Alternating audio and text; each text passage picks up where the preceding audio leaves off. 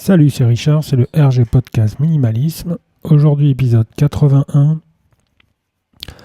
Et on va essayer de posséder l'essentiel. On va essayer de posséder l'essentiel grâce au minimalisme. Alors, quand tu étais môme, tu te souviens, ou pas, je veux dire quand tu étais très très très jeune, que on pouvait t'habiller comme tu voulais, on pouvait te mettre dans les mains vraiment un peu tout et n'importe quoi. Toi, c'était vraiment pas ton souci. Ce qui était ton souci, c'était ce que tu voyais en face de toi, ni plus ni moins. Tu vivais ton moment présent, en fait. Tu étais en train de kiffer ton instant présent et rien de plus. On pouvait te déguiser à la mode de l'époque. Tes parents pouvaient faire ce qu'ils voulaient. Toi, tu étais là, tu faisais ce qui t'intéressait le plus, c'est-à-dire de vraiment kiffer le moment. Je sais pas si tu connais la série MacGyver, une vieille série américaine bien lourdeau, où le gars ingénieux, chimiste, ingénieur ou autre, j'en sais rien, s'amusait à sortir de moments délicats, on va dire, de situations délicates, et puis arriver à trouver la faille pour résoudre un épisode. C'était le gars, tu vois, qui te dégondait une porte, et puis il trouvait une astuce, il en faisait une table, tu vois. Ou quand il tombait en panne avec sa voiture, il la mettait sur le côté, et puis il rentrait à pied. Non, blague à part, c'est un peu comme James Bond. Tiens, voilà. James Bond 2.0 à l'heure actuelle. James Bond, ce qui est marrant comme ça, c'est que il a un tout petit sac, généralement, mais il a toujours la chemise ou le blouson adapté au lieu.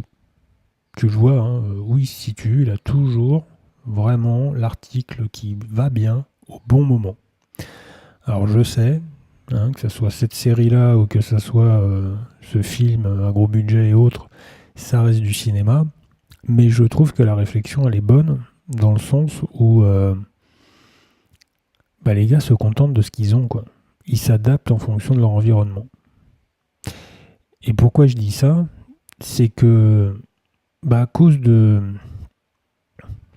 toujours cette pensée limitante, là, cette fameuse pensée limitante, on se dit que si on n'a pas la panoplie avec tous les accessoires de vie, tu sais, les accessoires de vie, là, donc déjà tu as la panoplie, puis après tu as les accessoires de vie qui sont vendus avec dans chaque numéro un article, un accessoire, et puis c'est toujours de plus en plus cher. Si on n'a pas ça, on se dit qu'on n'y arrivera pas. On se dit aussi que vaut mieux faire rire ses copains plutôt que vraiment se déclarer capable. C'est un truc comme ça qui est en nous. Et quand tu réduis quelque part, je veux dire, si tu arrives à réduire tes besoins à ton strict nécessaire, sans peur quelque part du lendemain, parce que on s'imagine toujours quand on part quelque part, c'est le fameux au cas où, on se dit faut que je prévoie, faut que j'anticipe. Si tu arrives à réduire ça, si tu arrives à le faire, mais vraiment, tu commences à avancer. C'est là où tu commences vraiment à te limiter tes interdits, à te rassurer. Et puis c'est là que tu deviens vraiment plus fort. C'est vraiment véridique. C'est-à-dire que moins t'en as, mieux c'est. Alors c'est normal, tu vas me dire, tu ne possèdes plus rien, donc forcément, t'as rien à perdre. C'est vrai, quelque part. Mais t'as un truc nouveau en faisant ça, c'est que tu obtiens la sérénité. Et ça, il n'y a pas d'objet qui peut te mettre dans ces conditions-là aussi fort, je veux dire, par là. Bien sûr, il y a d'autres objets, je ne vais pas tous les citer, mais une sérénité, il faut que ça soit toi qui la déclenche, et il faut qu'elle soit en toi. Donc si tu es nu comme un verre, tu es capable de répondre quand même à la demande. C'est ça, la situation. C'est pour ça que je parle d'un gars ingénieux, c'est pour ça que je parle de quelqu'un qui arrive à s'adapter comme ça dans une situation extrême ou autre, et tout devient plus clair à ce moment-là. ton besoin, tu cherches en fait un besoin à un moment donné. C'est pour ça que je trouve que, hormis les objets, de savoir la valeur, etc., le minimalisme, dans ce contexte-là, ça te donne cet élan. Ça te permet d'obtenir ce côté sûr, ce côté serein. Alors pour moi, il y a une chose qui est sûre, c'est que la peur de perdre, et surtout le matériel, c'est surtout le matériel qui est en avant dans ce truc-là. C'est pas une vie. C'est pas une vie. C'est pas une manière de vivre. Pour moi, c'est justement, c'est stagner, reculer, donc forcément, tu t'avances plus, quoi. C'est plus possible, quoi. Tu prends l'exemple.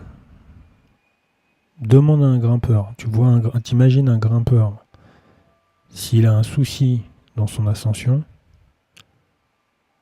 il choisit lui. Il choisit pas son équipement. Pour moi, c'est exactement le jeu que je pratique et c'est exactement le jeu qu'il faut que tu pratiques. Être bien avec ce que l'on possède et devenir de plus en plus sûr. Sûr de ses possibilités, sûr de soi. Minimalisme, ou le minimalisme plutôt, c'est une sorte de retour en enfance. Voilà. C'est une sorte de retour à l'instant présent. C'est une sorte d'innocence quelque part. Et faire vraiment avec ce qu'on a. Voilà, c'est tout pour cet épisode. On se retrouve comme d'habitude sur les réseaux, sur ma page www.rgminimalisme.cloud. Et puis moi je te dis à demain pour un nouvel épisode. Salut!